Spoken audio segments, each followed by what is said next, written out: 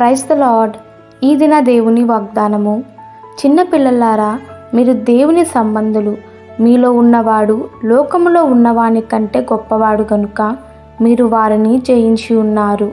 1 యోహాను రాసిన పత్రిక 4వ అధ్యాయము 4వ వచనము. మన ప్రభువు గొప్పవాడు అనే ఒప్పుకోలు హృదయమందును పెదవుల యందును ఎల్లప్పుడూ ఉండవలెను. అప్పుడు లోక సమస్యలు చిన్నవై మాయమైపోవును. శత్రు బలహీనుడై పారిపోవును. శరీరము ఎన్నడూ మనలను జయించజాలదు.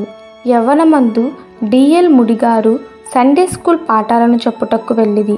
పిల్లలు పాడిన పాటలను బట్టి సంతోషించిన తరువాత మన ప్రభువు గొప్పవాడా చిన్నవాడా అని ప్రశ్నించగా పిల్లలందరూ గొప్పవాడు గొప్పవాడని కేకలు వేసిరి. అయితే ఒక చిన్న బిడ్డ ఏమయో మాట్లాడక ఆలోచనలో పడి ఉండెను. ఆ చిన్న బిడ్డను చూచి, నీవెందుకు నోరు తెరవటము లేదు? ఏమి ఆలోచిస్తున్నావు? మన ప్రభువు గొప్పవాడా చిన్నవాడా అని మరలా ప్రశ్నించెను. ఆ చిన్న బిడ్డ ప్రశాంతముగా లేచి, ఆయన ఆకాశ మహాకాశములనే సృజించినవాడు, ఆకాశములు పట్టజాలంత గొప్ప దేవుడు, అందులో అనుమానము లేదు. అదే సమయమున నా చిన్న హృదయమందు ఆయన నివాసము చేయుచున్నాడే, ఈ చిన్న హృదయమందు నివసించు ఆయన చిన్నవాడే కదా అనెను. విడిన ముడిగారు పరవశం చెందెను.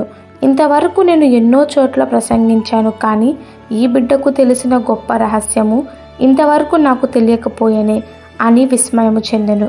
ప్రభు గొప్పవాడై ఉన్నాడు. అదే సమయమందు చిన్నవారమైన మన మధ్య మన హృదయమందు నివాసము చేయుచున్నాడు.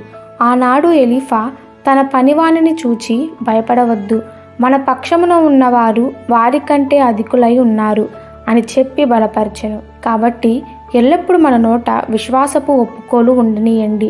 మన ప్రభువు గొప్పవాడు, ఆయన నాతో కూడా ఉన్నాడు, ఆయన నా పక్షమున యుద్ధము చేస్తాడు, నా శత్రువులందరినీ తరిమివేయును. ఎడతెగక ఒప్పుకోలు చేయండి.